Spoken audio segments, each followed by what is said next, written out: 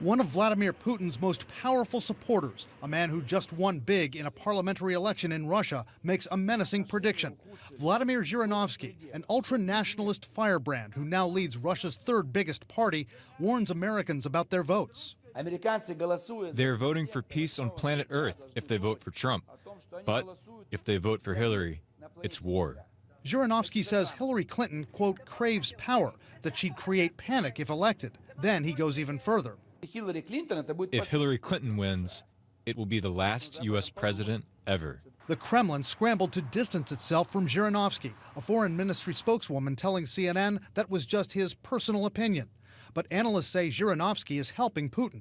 President Putin has stoked nationalism in Russia in recent years in order to shore up political support. And so it's useful for him when he has these types of ultranationalist characters like Zhirinovsky making these kinds of remarks. Meanwhile, tonight, Putin and his inner circle are pushing back against the latest allegations that their hackers are trying to sabotage America's vote.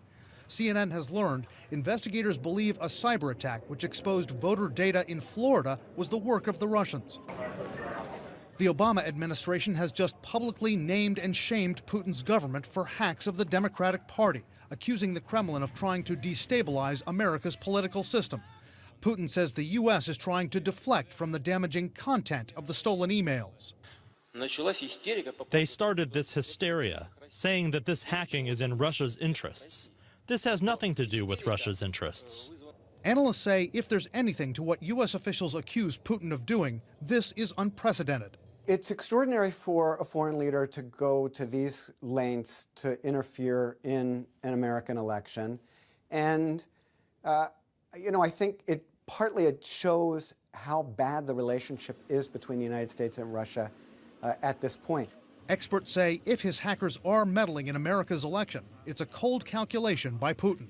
What he wants to show is that whoever it is who becomes the American president after November 8th is as flawed as the next person. Analysts say Putin is also trying to deflect world attention away from political corruption in his own country by trying to portray the American system as being just as bad. And he's trying to hit back for what he believes was America's interference in his last election 4 years ago, an accusation U.S. officials have denied.